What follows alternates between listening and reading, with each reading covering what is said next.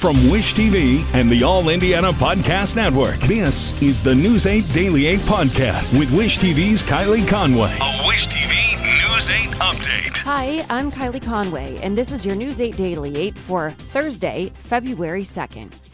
It's going to be a warmer day today. Lots of sunshine. Winds are going to pick up a little, though, later on today.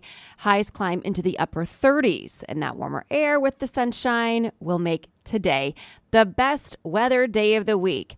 But a cold front's going to move in later tonight, and it's going to make tomorrow very, very cold.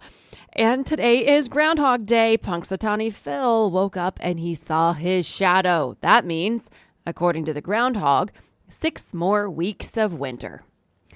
And Indianapolis police say a man is dead after a shooting on the near northwest side. It happened just after 4 o'clock this morning on 26th Street, just east of Riverside Park. IMPD says officers learned on the way that somebody had tried to break into a home in that area. Officers then found a man shot to death outside the home's front door. Detectives say the person they think is responsible for the shooting is cooperating with the investigation. The funeral for Tyree Nichols in Memphis, Tennessee, brings a promise from the Biden administration and words of mourning from the family. Vice President Kamala Harris attended the service and pledged to push for new police brutality laws spurred by the death of Nichols after a beating by officers. She said the issue is non-negotiable. A church in Memphis held the ceremony, which drew guests from across the country. Nichols' mother spoke in memory of her son. Tyree was a beautiful person. And for this to happen to him is just unimaginable. I promise you the only thing that's keeping me going is the fact that I really truly believe my son was sent here on an assignment from God. 5 officers are fired and charged with murder in the weeks since Nichols' death. 2 more officers are suspended and 3 EMTs are fired. And Nichols' death has raised questions about police policies guiding use of force across the country. ITMate looked into IMPD's use of force review board. IMPD says it created the board 2 years ago in the wake of George Floyd's death. According to the department, the board brings in civilians to evaluate officer use of force and better understand community expectations. IMPD says the cases heard by the board are not public, and the findings are only recommendations. The department says the board has reviewed 11 cases since it started. IMPD says it found 1 case where an officer violated policy. That recommendation was passed on to the chief of police, and that did result in discipline for that officer. IMPD tells ITMate 5 of the 9 board members are not connected to the department. The mayor gets 2 appointments, and the president of the city county council gets 3. A St. John police officer now faces criminal charges for firing at an officer from Hammond. It happened in November as Officer Philip Fabian was investigating an abandoned car on the side of the road. In dueling Facebook posts soon after the gunfire, Fabian's chief said Fabian feared for his life as another car came toward him and fired. An off-duty Hammond officer was driving the other car. Hammond's mayor wrote, "The St. John's officer is a danger to society." Fabian now faces a charge of criminal recklessness and a court date in 2 weeks. The St. John Board of Works will now decide whether Fabian will remain on paid administrative leave. A local pharmacist is sounding the alarm as national chains like CVS and Walgreens cut pharmacy hours. Butler University assistant professor Dr. Veronica Vernon says there are not enough pharmacy technicians to help out pharmacists, leading to increased workloads and potential mistakes. As we've reported on Wish TV, CVS is adjusting hours in 2/3 of its retail pharmacies nationwide next month. In a statement, a CVS spokesperson said, "We are not adjusting pharmacy hours due to staffing shortages. Decisions about each pharmacy's hours of operation are based on patient traffic and needs, prescription volume, and community access." Walgreens also sent us a statement saying, in part, "We have at times had to adjust store or pharmacy hours at some of our locations as we work to balance staffing and resources in the market to best meet our patient and customer demand. Staffing challenges have impacted retailers, healthcare entities, and countless other industries over the past 12 months. Vernon says technicians are leaving the industry for better paying jobs because they can't afford the fees required for their licensing. She says that she's worried that low enrollment at Butler's Pharmacy School could cause a shortage of pharmacy techs or pharmacists down the line. House Speaker Kevin McCarthy is calling his budget talk with President Biden a good first meeting. The pair met face-to-face yesterday for more than an hour as Congress faces the task of heading off a debt limit crisis. It was McCarthy's first formal meeting with the president since McCarthy became House Speaker. McCarthy says they did not come to any major decisions, but promised to keep talking. The U.S. government hit its multi-trillion-dollar debt limit last month. The Treasury Department has warned the nation could default on its debt if Congress doesn't act by June. President Biden's attorney says the FBI did not find any classified documents during a search of his vacation home. The FBI searched his home in Delaware yesterday as a part of its ongoing investigation into potential mishandling of classified records. Biden's attorneys say the search was planned and the president was cooperating fully. They say the agents did take some handwritten notes and other materials for review. Jeff Zients is the new White House Chief of Staff. The president held a ceremony yesterday welcoming Zients and thanking Indiana native Ron Klain for his time in the job. Klain offered an emotional reflection on decades of work with Biden. This is the best job I've ever had.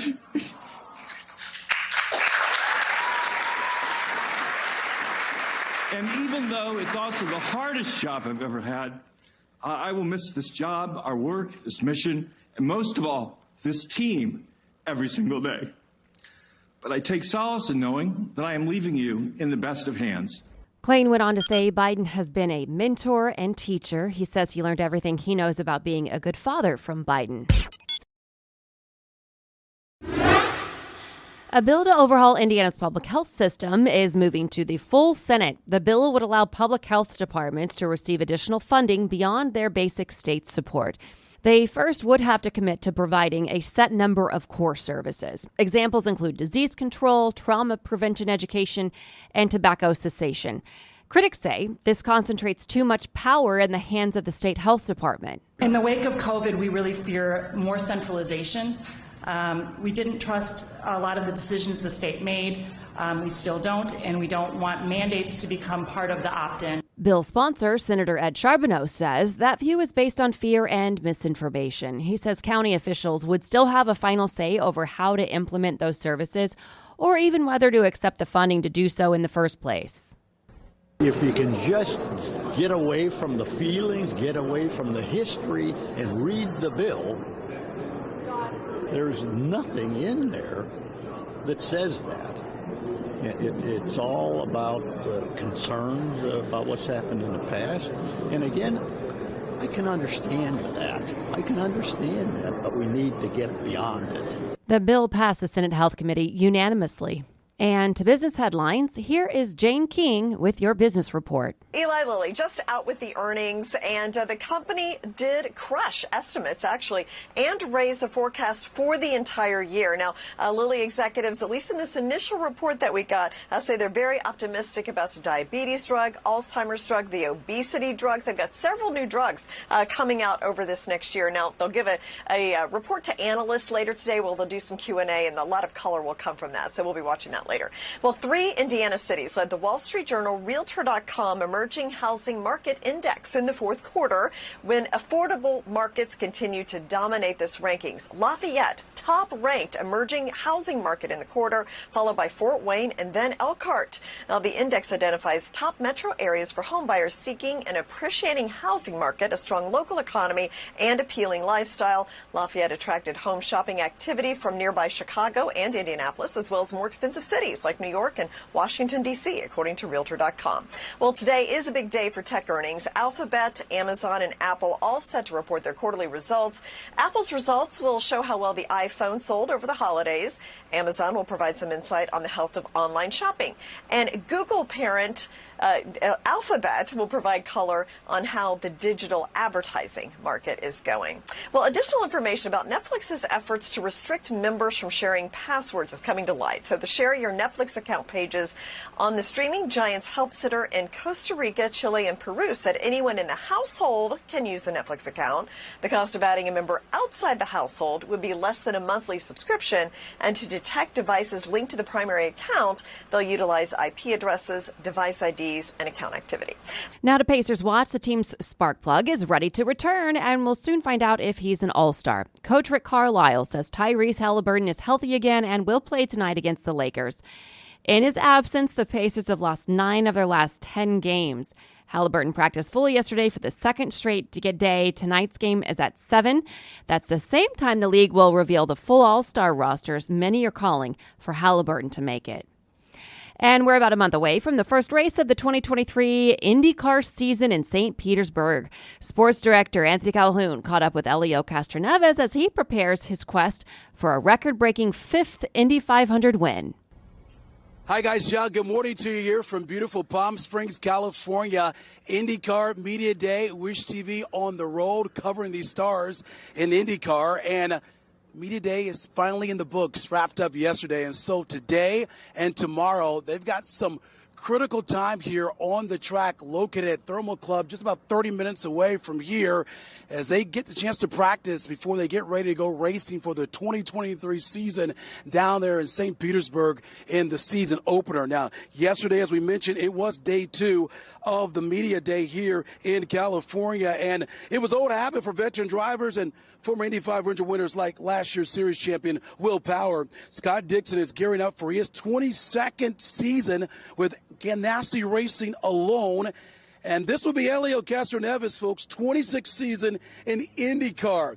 Now, Castroneves has won over 30 races in his career.